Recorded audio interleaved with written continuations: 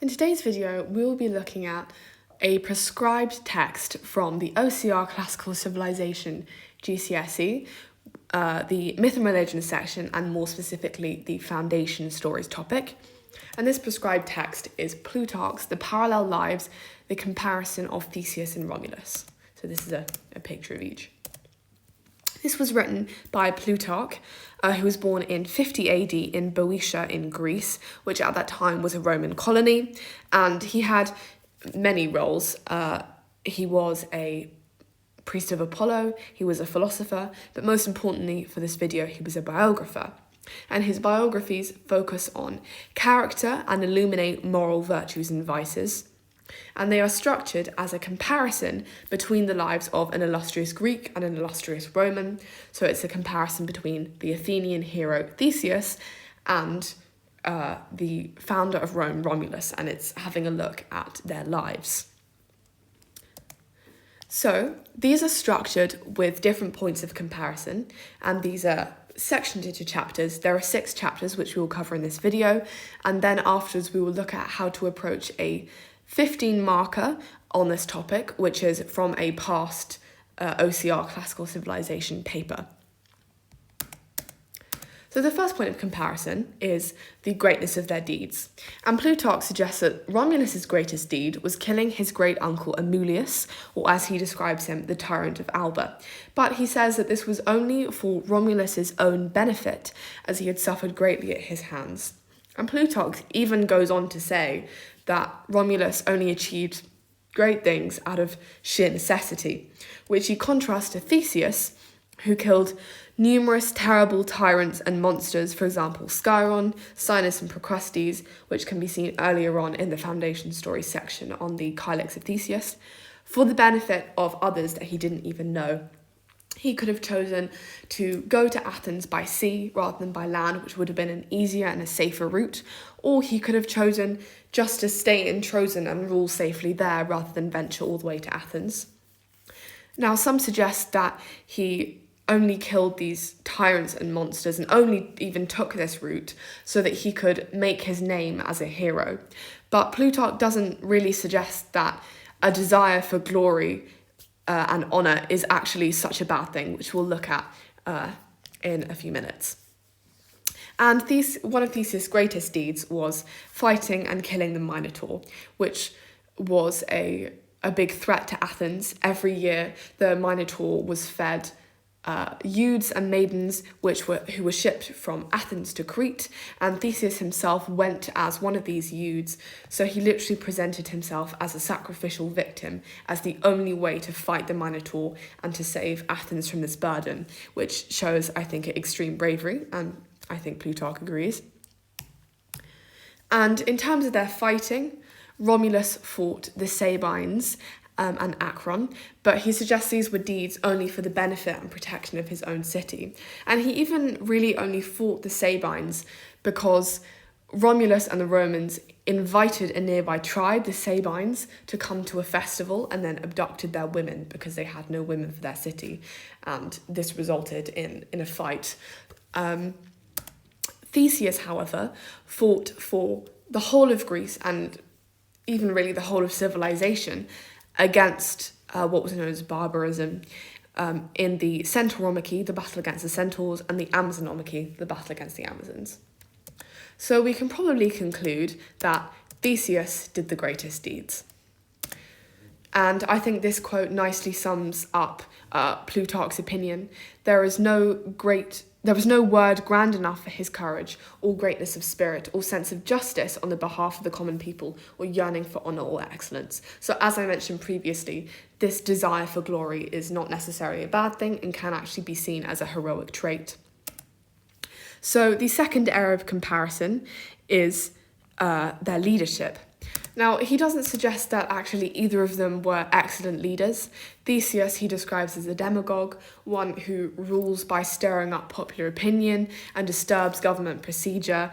I think this is best described by saying that he ruled by mob rule, essentially.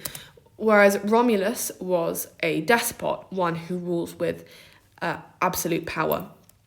So to conclude, neither were model kings, despite their statesman-like natures, as Plutarch describes them, but Theseus does come off looking a little more admirable than Romulus here, because Theseus's rule was the result of easiness and goodwill, whereas Romulus's was the result of selfishness and severity. The next point of comparison is reasons for their misfortune, which is essentially a focus on each of their morality. So he suggests that Romulus and Theseus both share a hasty and irrational temper, but it comes out in different ways in each of their lives. So Romulus ended up killing his own brother Remus as a kind of competition for who should found and govern their new city that they were founding. But Theseus only exiled his son Hippolytus, Plutarch suggests, and this wasn't caused only by his temper, but also by love and jealousy and the false accusation of a woman. This woman is Theseus's wife Phaedra, who was fallen in love with Theseus's son, her stepson Hippolytus. But because he doesn't love her in return and she is quite ashamed of her love, she ends up committing suicide, but also incriminating him and accusing him of rape to save her own name. And Theseus believes his wife and he curses his son Hippolytus.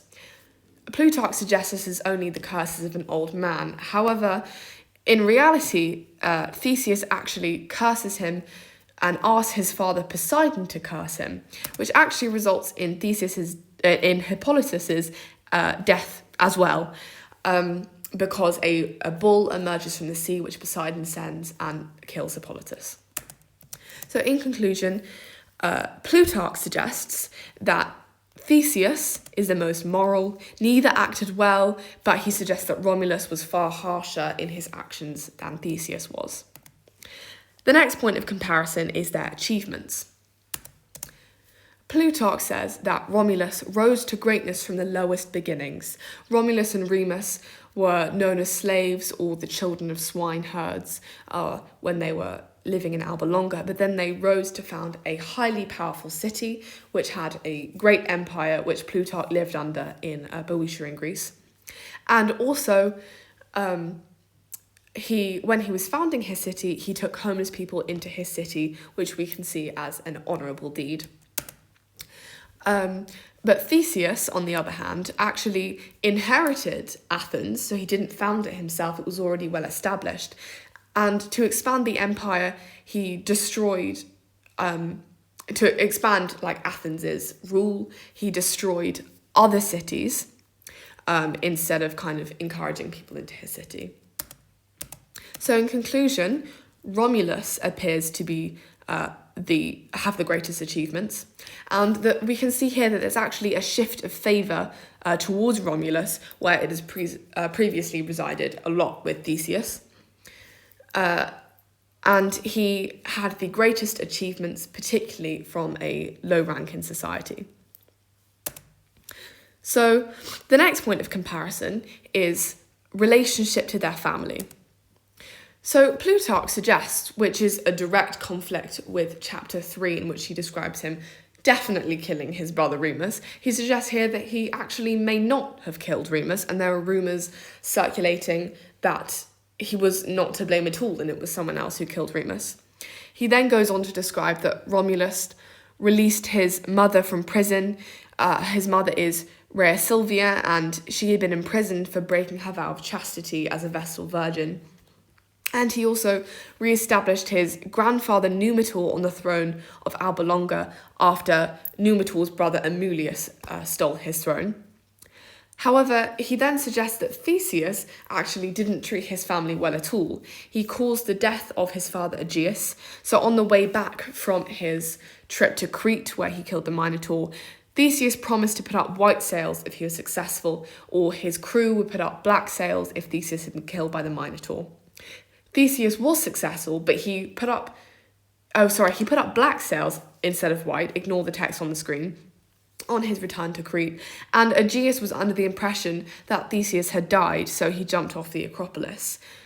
Plutarch even then mocks the story that some Athenians suggest that Theseus wasn't wasn't to blame for the death of his father, and that Aegeus actually tripped and fell off the Acropolis. So the conclusion here is that Romulus treated his family better. And the final point of comparison is Theseus's and Romulus's relationship to women and gods. So we'll start with women. Theseus does not come off well in his dealings with women. He abducts and rapes many women, including Helen, who was the daughter of Zeus and Leda, while she was a child and he was an old man, because Theseus believed that he should have a divine wife. He also abducted Antiope, who was an Amazon. There are different stories. Some suggest that she went with him willingly, and others suggest that she was given to him by his cousin Heracles. He also abducted Anaxo, a woman of Troezen, with her children, and also the daughters of Erechtheus and Kepkrops, who were ancient founders of Athens. He also abandoned Ariadne after she helped him kill the Minotaur. This is mentioned in an earlier chapter, but he suggests that actually it was no fault of his own. It was the gods' fault that Ariadne was in love with him, and Theseus had to leave because Dionysus wanted to marry Ariadne. But here Ariadne is brought up again as a kind of fault of Theseus. So there we can see Plutarch's unreliability, if we want to talk about that in a question. Theseus also deserted his mother when he went to Athens, and he caused war after some of these abductions, particularly the abduction of Helen. Her brothers came to bring her back. And Romulus snatched 100 Sabine women when he was founding the city of Rome. But Plutarch suggests that this was okay because he only took one for himself and was faithful and loyal to her. And instead of causing lots of war, he influenced others to be faithful too. So in their dealings with the gods, in terms of Theseus, Plutarch suggests that it was against the gods' wishes for Theseus to be born, because there was a prophecy which told Aegeus not to sleep with foreign women, and then he slept with Aethra, the princess of Troezen, and Theseus was conceived. Instead, Romulus was, as Plutarch suggests, blessed by the gods. He was saved from drowning when a baby. So in conclusion, Romulus is the winner of this section. He is blessed by the gods. And according to Plutarch, he makes up for the abduction of 100 women by being faithful to his wife eventually. So this is a question from an OCR Classical Civilization past paper, and this is the longest question that will be on the paper, and you'd get a choice of two. So the life of Romulus was more admirable than that of Theseus. So if you want to pause this video and perhaps plan this question, what you might say, I'm going to go on to how I might approach planning the question. So hopefully you've come back after pausing and planning your question. This is maybe how I would lay it out. So I would look at the positives and negatives of each one. This is more summarised, perhaps a little more objective than Plutarch, as I put there, spun by Plutarch. This isn't immensely detailed, but there isn't that much time for a 15 marker. I would look at the positives and the negatives, but it is also very important to directly compare. So when you're planning, it's good to create links between these two. This would be my positives and negatives for Romulus. Again, as I say, brief, we've explored more in this video, but this is just a general outline of some things I might mention.